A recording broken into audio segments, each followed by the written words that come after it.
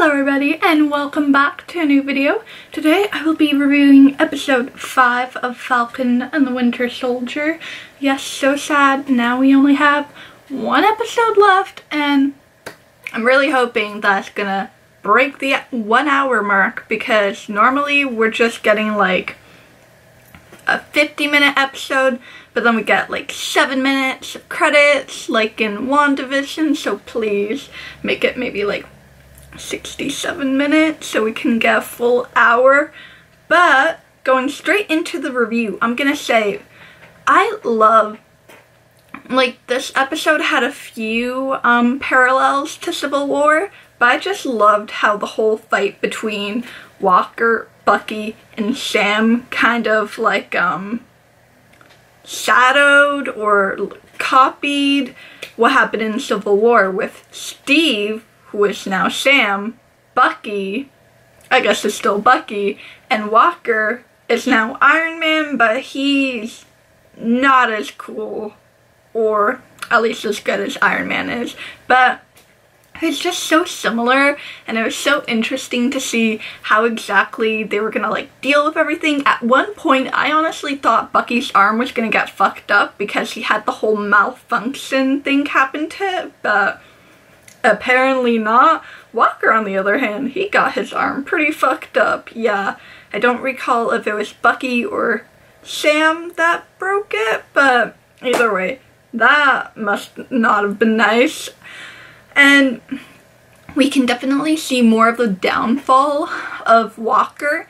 I was a little bit scared, honestly, throughout this whole episode that Walker was just gonna go after Sam and try to get the shield back. Luckily, that didn't happen, but I am curious if there's gonna be, like, obviously there's gonna be some big battle at the end of the season, but I want to know if he's gonna try to get that shield back, because please do not hurt Sam or Bucky. I swear to God, Walker, the actor, is doing an fantastic job. I could not speak there, but I'm just so excited. I say this every episode, but I'm extra excited to see how they're gonna end this already amazing season. I must also add, like, Walker really needs to be put in place, but that man is so out of it, so out of control. Like, you killed someone. The guy wasn't innocent, but he didn't kill Lamar, although you're like walking around saying that he did. Anywho, you only got discharged. Like, you could have gone to jail, and I'm not sure if, like, people probably don't know that he has the serum, but I'm just interested what's gonna happen when they find out about it. Are people gonna be more upset, or is it just gonna be like, he's discharged, whatever, if we have to, we'll put him in jail or a psych ward or something. Now, Valentina is a new character that has been introduced, and I'm very curious. I feel like she could be the power broker, but then again, like, Saren has been doing some suspicious things throughout this season, so we will have to wait and see. But Louis Dreyfus, I don't know the full name of the actress's name, but if you ever watched Seinfeld, or if you've seen Seinfeld, the woman, Elaine, with the big curly hair, that's her, and I fucking love her as an actress. So I was like, oh my god, she's in the show. It kind of like reminded me of how the first time I saw Owen Wilson in the Loki trailer, and I was like, wow. First of all, I should have started off with that, but I'm just a little bit starstruck that these amazing actors are brought into the MCU, which already has amazing actors, but there's never too little room for more. I think that's how you say it. Now, this one I hold near and dear to my MCU loving heart, but I can't believe we already lost Zemo right when we got him back. He was like in 2 episodes basically, and it's just, we lost him already. Like, I fucking love the actor. Daniel Brühl is an amazing villain, and it's just interesting. I'm always gonna say this, but seeing how, like, the morals of different characters are being played out, and Zemo is a very intelligent person. He's definitely somewhat of a philosopher, but just, we lost him, and I never thought we were gonna get him again after Civil War, and then we get him back, and now he might be in Wakanda forever. Like, I am so sad. I really hope that they bring back the actor, if not for the show, for a movie, because please, great character, great villain. We only got to see him in his nice purple Thanos color mask once, but again, I love the parallels between how Bucky was gonna shoot Zemo versus T'Challa in Civil War when he caught Zemo and he was gonna kill him, but he was like, no, like, this is literally like what everyone's doing, but look at how they're being torn apart. And then when Bucky like pulled the trigger and it was silent, and then he dropped the bullets, and then Zemo's like, this motherfucker. But he's ready to die. Like, he doesn't have his family. He was in jail. Honestly, I don't know if he ever thought he was gonna be like broken out, but Zemo, like he was back in, I think, 2016, honestly, he doesn't seem like he wants to like end his own life, but he's perfectly fine if maybe a superhero does it. He would definitely be pissed if a super soldier did it because he hates them, but sadly, possibly for now, that's the end of the Zemo chapter. We still have episode 6, but personally, I doubt that we're gonna get him back. Now, a lot of this episode actually focused back in Sam's family home with his sister Sarah. They were fixing the boat for a lot of it, but I just love the fact that Sam just managed to get a bunch of families that his parents helped out throughout the years to just come all together and help him repair the boat, which they ended up not selling. It was really nice. A lot of things did happen in this episode.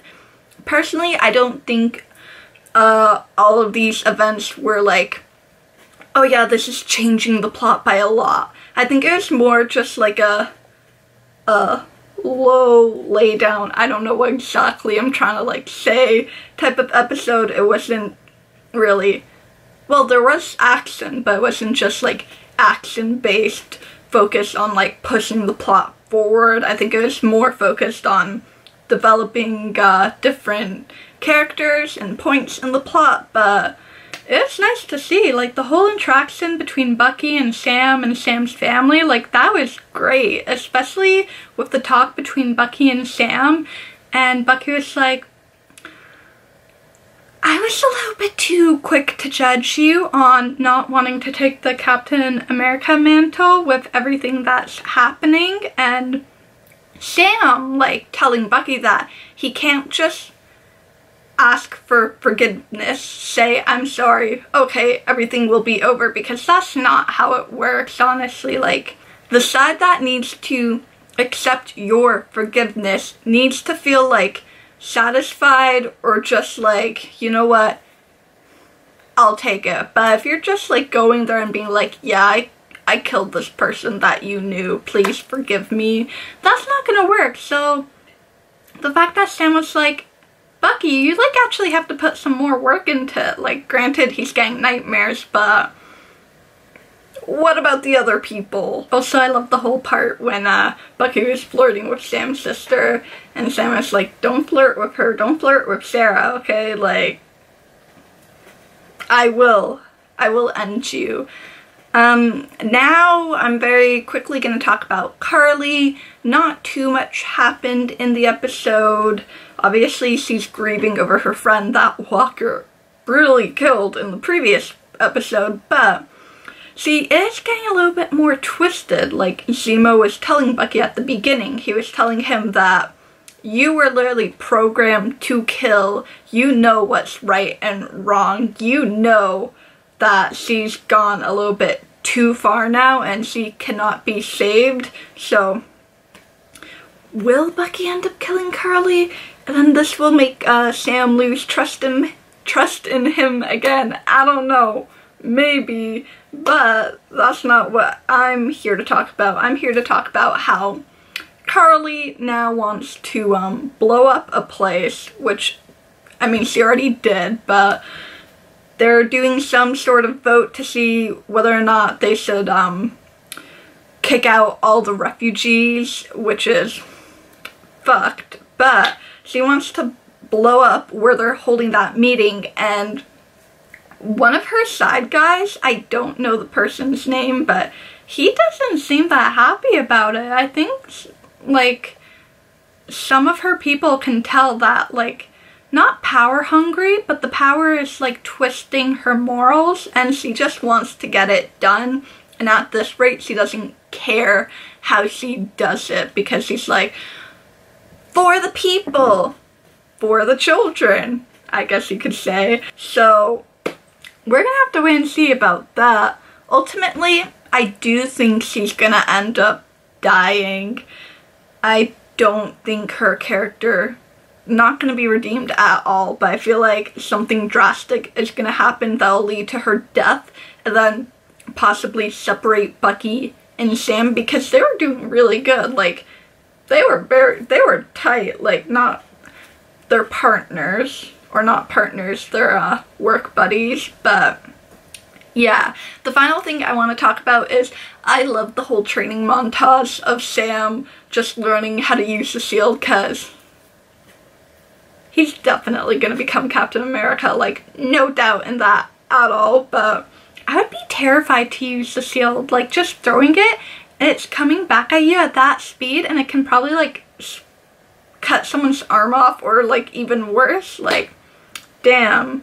It's interesting to see someone without, like, superpowers using the shield, so I'm really excited, and obviously they ended the episode before revealing the shield, but I think it's gonna be like in the comics, where it's like mostly white and then a little bit of red. I don't know if they're gonna have any blue in it. That might be a little bit too, not patriotic, but a little bit too, like, American flag type situation, but that's what I thought of the episode. Hello, it is editing Sandra. You've unlocked new Sandra, even though I've done this before.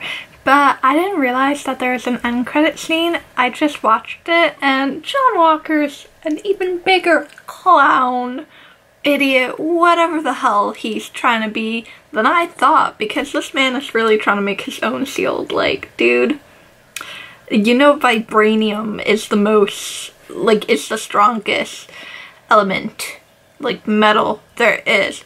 Dude, what are you trying to do? Because you need help.